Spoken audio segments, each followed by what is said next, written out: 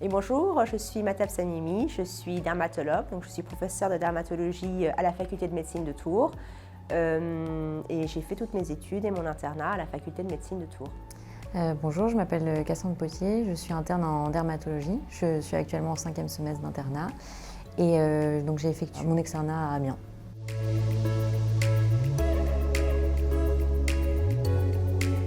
Eh bien, j'ai fait mon externat à la faculté de médecine de Tours. Quand j'étais jeune, en deuxième année, je m'orientais vers la psychiatrie ou la neurologie. Et c'est au cours de mes stages en dermato que j'ai découvert cette spécialité. Donc c'est vraiment au cours des stages qu'on découvre quelle est la spécialité qui nous plaît. Donc j'ai choisi dermatologie à Tours suite à l'ECN.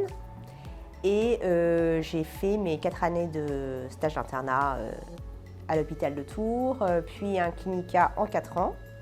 Et ensuite, j'ai mené en parallèle un cursus scientifique avec un Master 2, une thèse de sciences, un post-semestre de conférence et puis actuellement professeur depuis 2017.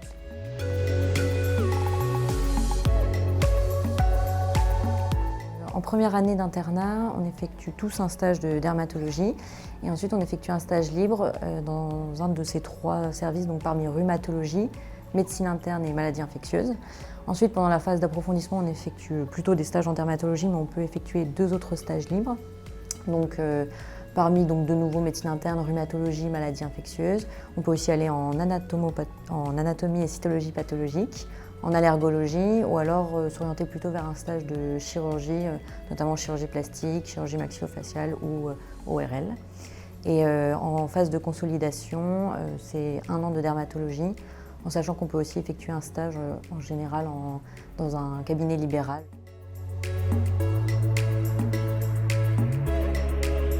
Actuellement, il y a 3 FST possibles en dermatologie. Donc la FST d'oncologie, la FST d'allergologie et la FST de pharmacologie. Donc c'est vraiment selon les envies et les souhaits de chacun. Après, pour ma part, j'ai effectué 2 diplômes interuniversitaires. Moi, j'ai suivi maladies infectieuses dermatologie infectieuse et tropicale. Et je suis actuellement en train de faire le DIU de dermatologie pédiatrique. Il y a médecine interne. On peut aussi se former plus à la chirurgie, donc il y a un DU de chirurgie. Et puis par exemple à Tours, on a aussi le DU de muqueuse buccale. Et encore une fois, ça dépend des goûts, des envies de chacun et puis des intérêts personnels. Je voulais revenir sur le parcours au cours de l'externat. Donc c'est vraiment important de s'investir au cours des stages pour déjà avoir une idée, est-ce qu'on s'oriente plus vers la chirurgie, est-ce qu'on s'oriente plus vers de la médecine et sur les spécialités lesquelles vont nous plaire.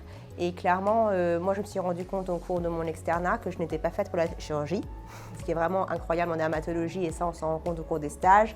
C'est qu'il y a une sémiologie visuelle, il y a des possibilités de faire des diagnostics en consultation lorsque le patient rentre dans la salle. Il y a aussi un petit côté chirurgical et c'est très polymorphe entre les muqueuses, on a parlé, il y a la pathologie des muqueuses, il y a la pathologie cancéreuse, il y a des challenges un peu de médecine interne.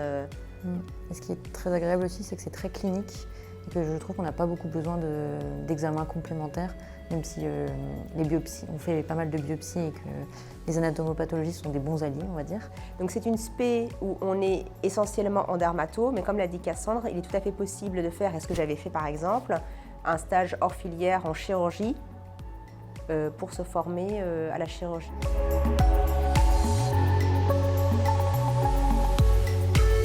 Donc clairement, à Tours, les expertises de dermato, on a plusieurs axes. On a une forte activité de dermatologie cancérologique, avec la participation à des essais cliniques. On a une formation muqueuse, avec une consultation spécialisée de muqueuse buccale. Et on a une activité de dermatologie pédiatrique avec une consultation et un stage dédié qui sont à l'hôpital de Clocheville. Et en fait, selon les différents services de France, il y aura ces différentes expertises selon les praticiens qui y exercent. J'ajouterais juste qu'on a la possibilité de faire un stage en dermatologie pédiatrique, parce qu'il y a un service de dermatologie pédiatrique à Clocheville.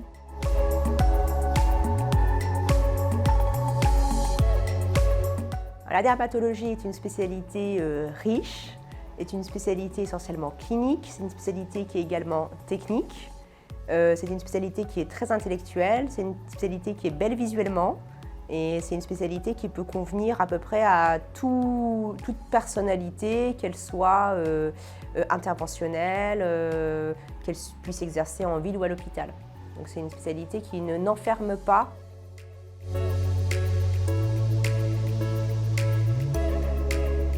Il faut être bien classé à l'ECN. C'est une spécialité où je pense qu'il faut avoir beaucoup de connaissances et il faut se former régulièrement parce qu'il y a énormément de diagnostics dermatologiques et que, comme Cassandre l'a dit tout à l'heure, ce n'est pas l'examen complémentaire qui va nous donner la réponse, c'est la connaissance qu'on a de ces dermatoses. Je dirais qu'il faut quand même aimer être au contact des patients et il faut savoir créer une relation aussi avec eux pour pouvoir les examiner en toute confiance, etc. Parce que c'est pas forcément évident d'aller chez le dermatologue, sachant qu'on examine toute la peau, qu'on regarde aussi parfois les muqueuses, etc. Il faut être curieux et justement savoir chercher et se poser des questions et investiguer pour arriver au bon diagnostic.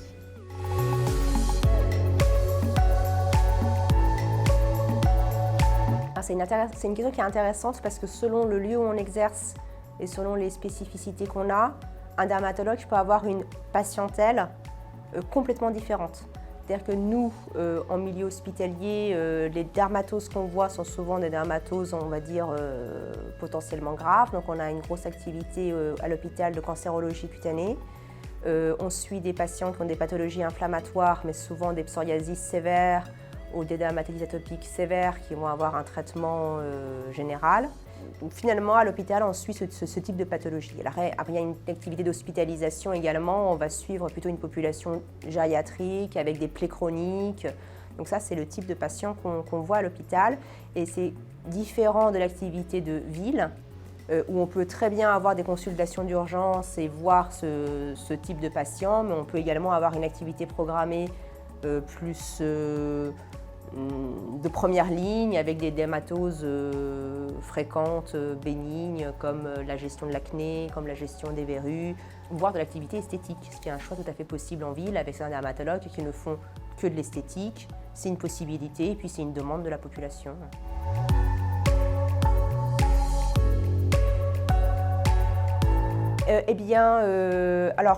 Comme je vous l'ai dit, c'était un choix bien décidé parce que j'avais vraiment pu voir de nombreux stages, j'avais de nombreuses options et c'est vraiment un choix de cœur. Donc je pense que c'est comme toutes les spécialités, je pense qu'il faut avoir un coup de cœur pour une spécialité pour la choisir.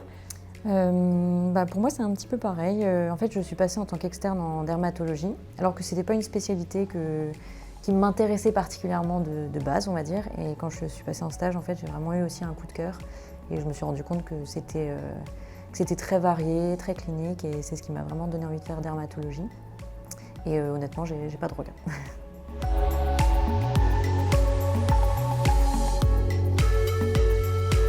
En fait, je pense qu'un très gros point positif, c'est qu'on peut choisir dermatologie au début de l'internat et finalement choisir son activité en fonction de l'évolution qu'on a à l'âge adulte. La dermato est une spé où on peut très bien décider de rester à l'hôpital, d'avoir une activité hospitalière ou de recherche, ou aller avoir une activité en ville, où on peut très bien décider en ville ou à l'hôpital de faire de la chirurgie, où on peut décider à 50 ans de ne plus faire que de l'esthétique. Enfin vraiment, tout est possible. Et inconvénient, je n'en vois pas. Peut-être, comme l'a dit Cassandre tout à l'heure, si on a des réticences sur la proximité, c'est vrai que je n'avais pas pensé à ça, hein, tu as raison, sur la proximité, sur l'abord de la nudité, ce genre de choses, ça peut être difficile. Je trouve que c'est vraiment une spécialité qui permet de s'orienter en fait en fonction de ce qu'on aime, de ce qu'on a envie de faire. Donc c'est vraiment très varié, ça offre beaucoup de possibilités différentes, on va dire. C'est une spécialité où il n'y a pas de garde. C'est une spécialité où il y a des urgences, mais c'est des urgences relatives, c'est-à-dire c'est des gens qui peuvent être pris en charge dans les 24 heures. Donc c'est une spécialité qui, pour la qualité de vie, est quand même bonne aussi, hein.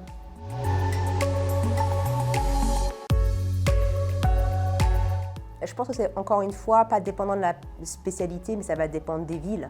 Mais nous, on a d'excellentes relations à Tours avec nos partenaires. Nos partenaires, ce sont essentiellement les chirurgiens, effectivement, plasticiens, maxillofacial. Il se trouve qu'à Tours, on est en plus localisé sur les mêmes niveaux, à l'hôpital Trousseau, donc on communique, on s'appelle, on est dispo les uns pour les autres, on se voit dans les réunions de RCP, là, les réunions de concertation pluridisciplinaire.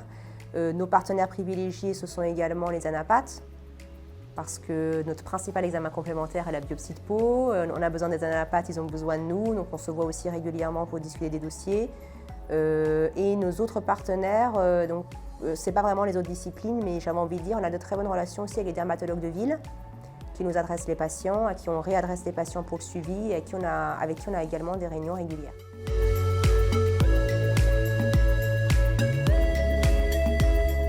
Là encore, je pense que ça dépend du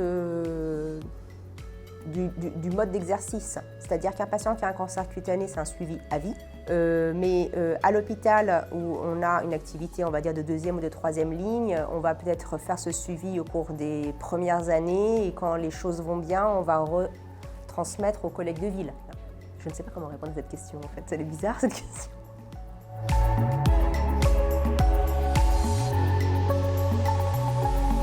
Alors moi, je n'ai pas du tout d'activité de pédiatrie, donc ça va être difficile de répondre à cette question. On va peut-être prendre plus de temps avec des personnes âgées, on va adapter la logistique pour les voir. Quand on a des difficultés à se déplacer, on va plutôt organiser des hospitalisations. On va demander à ce que la famille les accompagne. On va plus souvent appeler leur fils, leur fille, leur personne de confiance pour les prises en charge de cancérologie notamment. Mais je ne vois pas de différence majeure dans les prises en charge en fait. Pour revenir peut-être sur la pédiatrie plutôt, disons que comme la pédiatrie, hein, il faut savoir prendre en charge l'enfant, mais aussi savoir parler aux parents, savoir les rassurer, etc. Ou à l'inverse, parfois il faut aussi faire des diagnostics plus compliqués comme des maladies syndromiques, etc. Donc ça demande aussi de savoir prendre le temps de discuter avec la famille et d'expliquer le diagnostic, savoir répondre aux questions.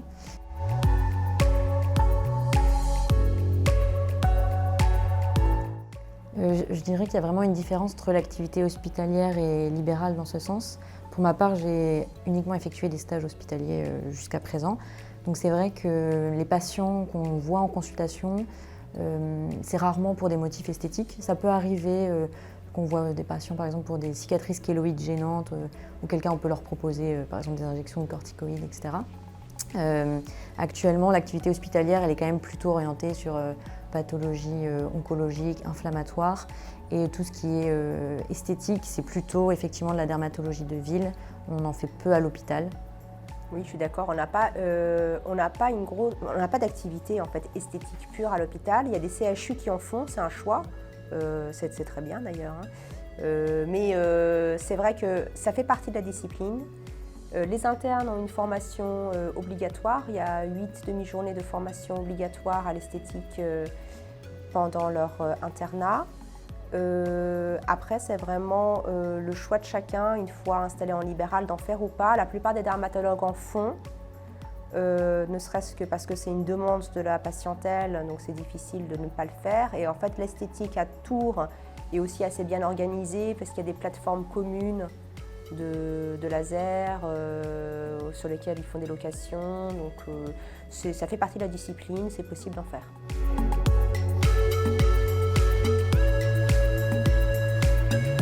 Alors, c'est très important la prévention en dermatologie, notamment la prévention. Il y a deux grands axes de santé publique. Il y a la prévention primaire des cancers de la peau avec la protection contre le soleil, notamment chez les enfants, et l'éviction des cabines de bronzage. Et il y a un deuxième axe assez important, c'est la vaccination par l'HPV pour les condylomes et les cancers induits par l'HPV.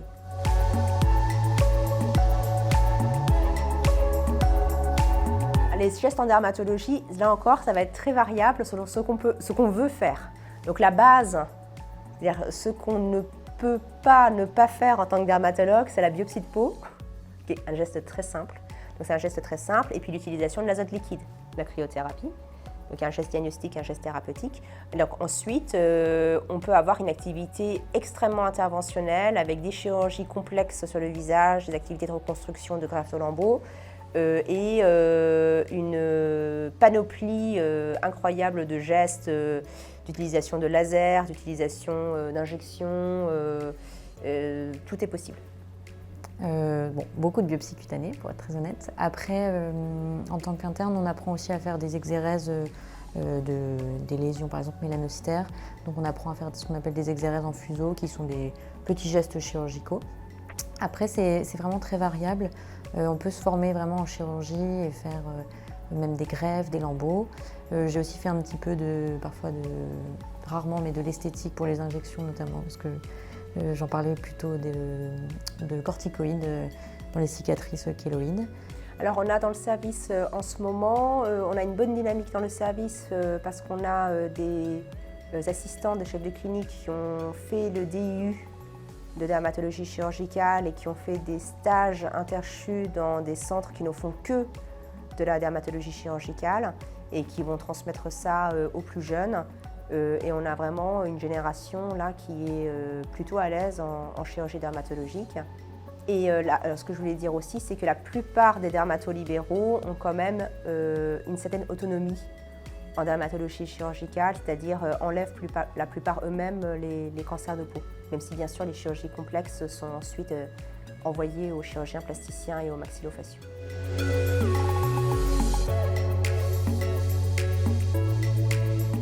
Ça, la réticence de certains patients à se déshabiller complètement lorsqu'ils viennent pour un problème isolé, mais ça, il suffit d'expliquer, de dire qu'on fait du dépistage en même temps et ça se passe très bien dans 99,9% des cas.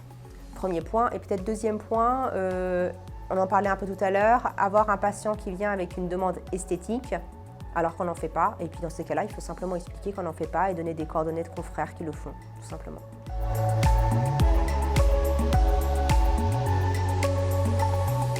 Dans l'avenir, ce qu'on peut projeter, c'est à cause du vieillissement de la population de voir augmenter les cancers de peau. On le voit déjà avec des cancers de peau chez des personnes très âgées, des personnes plus de 90 ans, 95 ans, avec toutes les questions que ça peut poser pour leur prise en charge, notamment l'évaluation oncogériatrique pour le traitement de ces patients et puis pour pouvoir également assurer les consultations et le suivi de ce nouveau pool de patients qui arrivent. Dans les pathologies, ce qui change également, c'est la panoplie thérapeutique de biologiques qu'on a de plus en plus pour les maladies inflammatoires, qu'on a eu pour le psoriasis, qu'on a maintenant pour la dermatite atopique, ça arrive dans la maladie de Verneuil, donc on a une connaissance à avoir de ces biologiques avec des formations sur l'immunologie, avec des diplômes complémentaires qui sont possibles. On a également toute une panoplie technique qui se développe d'outils de diagnostic non invasif. Alors on a le dermatoscope, qui est une espèce de grosse loupe qu'on a tous dans notre poche, mais on a également maintenant, on ne l'a pas forcément à Tours, il n'y a que certains centres qui l'ont, mais on a la microscopie confocale qui va peut-être remplacer l'histologie. Et on a eu pas mal de controverses sur l'intelligence artificielle qui est parfois plus performante que l'humain pour le diagnostic des mélanomes.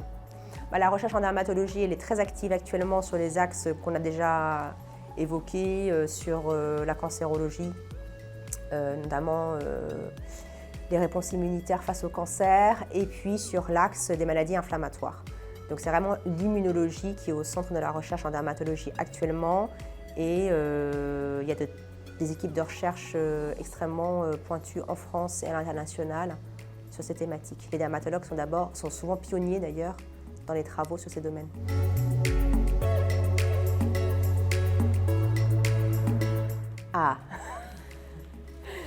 Alors la vénérologie, ce ne sont pas les maladies veineuses, contrairement à ce que pensent certains, ce sont les maladies, donc les infections sexuellement transmissibles. Ça fait également partie de la discipline dermatologique. Alors là encore, c'est quelque chose qu'on fait vraiment avec la maladie infectieuse.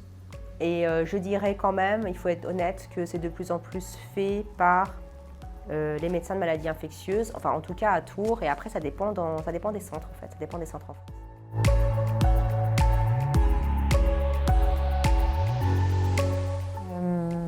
Encore une fois, on peut vraiment faire soit plutôt une activité hospitalière, soit une activité libérale, voire mixte. C'est vrai qu'il y a un certain nombre aussi on a un certain nombre de médecins qui consultent essentiellement en cabinet, mais qui viennent faire ce qu'on appelle des vacations à l'hôpital, ce qui permet de continuer à se former aussi et continuer à participer par exemple à des réunions de concertation, ce qu'on appelle des staffs, etc. Et même encore plus lointain, on peut envisager dans certains cas une activité éventuellement humanitaire, c'est possible aussi. Par exemple, je sais qu'il y a un certain nombre d'actions qui sont organisées à Madagascar pour la prise en charge de la lèpre. Même une autre possibilité, c'est vrai qu'il y a ville, hôpital, hôpitalo-universitaire, tu as parlé de la médecine humanitaire, il y a aussi la médecine en industrie pharmaceutique. On a une interne dans le Grand Ouest, mais qui a terminé son clinica et qui allait être médecin dans une grande boîte pharmaceutique.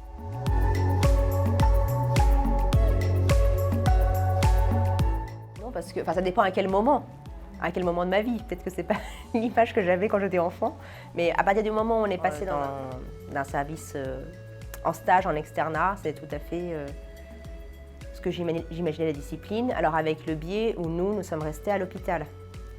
Nous sommes restés à l'hôpital, donc on peut très bien imaginer que l'un des externes qui nous écoutent fasse un stage en dermatologie chez nous et que dans 20 ans, quand ils seront installés en cabinet, ce ne sera pas du tout ce qu'ils ont vu en stage.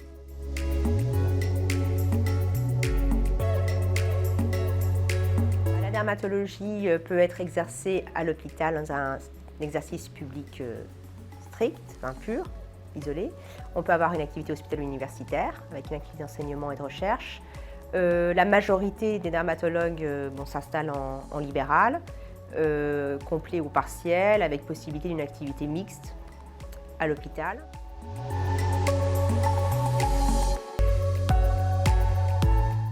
Je dirais que les plus grandes différences entre le libéral et l'hospitalier, c'est le type de patient et le type de pathologie qu'on prend en charge. Avec à l'hôpital, dans presque tous les hôpitaux dermatologiques français, une activité de cancérologie, d'administration des traitements systémiques, qui ne se fait pas du tout en libéral bien sûr, une population qui a des pathologies plus lourdes, une activité d'hospitalisation à gérer, avec aussi une activité de post-urgence, de plaies chroniques, de prise en charge de situations sociales. Bon, ça c'est vrai pour toutes les spécialités médicales. En ville, on peut très bien garder le choix d'avoir une consultation d'urgence et de continuer à voir ce type de patient, ou bien d'avoir une activité programmée plus simple avec des dermatoses fréquentes, bénignes.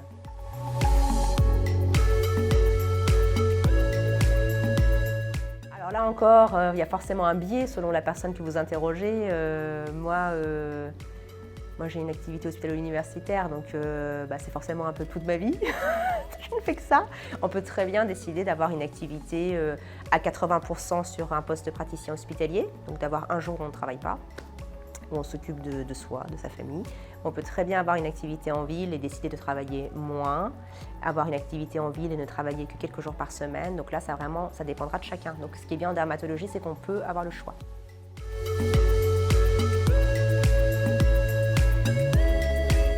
La mienne, le problème de la mienne, c'est qu'encore une fois, elle n'est pas représentative de la majorité des dermatologues parce que je vais avoir une activité hospitalo-universitaire, je vais avoir une matinée de consultation qui va être suivie par un staff en visio actuellement sur telle ou telle thématique, puis un cours, puis voir les internes pour encadrer leur mémoire et leur thèse, puis une autre réunion le soir.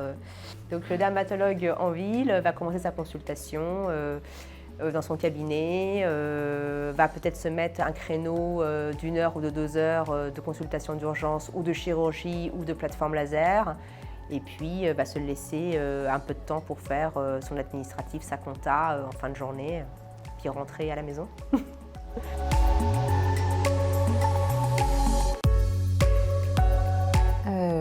Alors, en tant qu'interne, on partage son activité entre les consultations,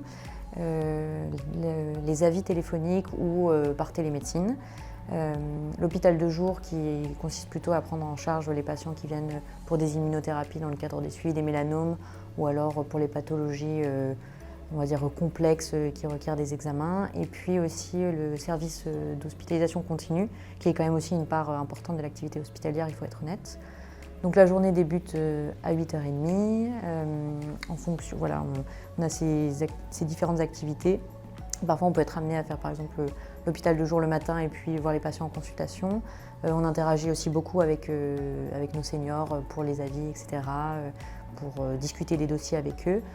Comme on est interne, on fait des gardes quand même et des astreintes. Des gardes dans les services d'urgence et des gardes dans les services ou dans les étages, voilà, qui consistent à aller voir les patients qui posent des problèmes la nuit. Donc on continue quand même à avoir une activité aussi médicale très générale parce on prend aussi en charge les patients avec toutes leurs comorbidités. Mais voilà, donc les journées sont quand même assez variables en fonction de ce qu'on fait. Et puis en général, la journée se finit vers, on va dire, entre 18h30 et 19h30. Ouais, un truc important que je voulais rajouter par rapport à ce que dit Cassandre, c'est que ça, la journée type de l'interne va être hyper dépendante de la ville et du stage que vous choisissez, parce qu'il y aura des services qui n'auront peut-être pas d'hôpital de jour, il y a des services qui auront 24 lits d'hospitalisation, il y a certaines villes où il n'y a que 9 lits d'hospitalisation, il y a des villes où les internes ne consultent pas tout seuls avant leur post-internat, alors qu'à Tours, ils consultent en autonomie supervisée. Donc ça va être très variable selon la ville qu'on choisit. Et puis il y a aussi les orientations thématiques de stage. Là, je vous ai parlé d'un service on va dire de médecine adulte. Après, on peut faire donc, de la pédiatrie, où à ce moment-là, ça sera très différent parce que la part d'hospitalisation sera beaucoup moins importante. Et puis à l'inverse, on peut aussi faire un stage de chirurgie, auquel cas on va passer beaucoup plus de temps au bloc opératoire, enfin petit bloc opératoire, à faire de la chirurgie. C'est vraiment très variable selon les stages et il y a vraiment différentes orientations de stage.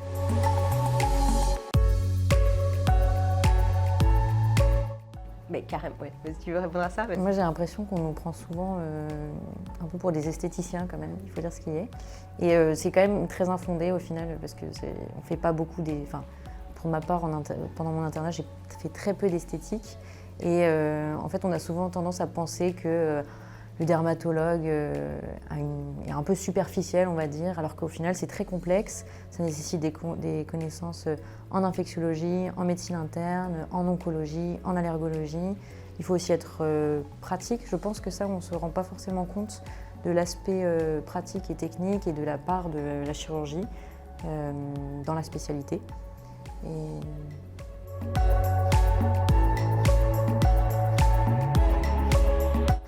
Moi, je dirais qu'il ne faut pas avoir de préjugés sur la spécialité. En tant qu'externe, on ne se rend pas forcément bien compte de ce qu'est la dermatologie. Donc il ne faut pas hésiter à passer en stage pour venir voir de vos propres yeux à quoi ça ressemble. Parce qu'on peut se laisser surprendre. Par exemple, ça a été mon cas.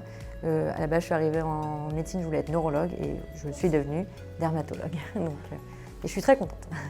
Bah, je suis d'accord avec toi, ça je voulais faire neurologue aussi, donc ça c'est marrant, neurologue au psy. D'une manière générale, je pense qu'il faut suivre le coup de cœur, quoi. Si vous avez le coup de cœur pour une spécialité, c'est que c'est la bonne. Donc c'est ça qu'il faut prendre en compte. Prendre en compte deux choses, le coup de cœur et aussi vous projeter dans 20 ans de quoi vous aurez envie. On n'a pas forcément envie de la même chose à 40 ans qu'on a envie à 20 ans.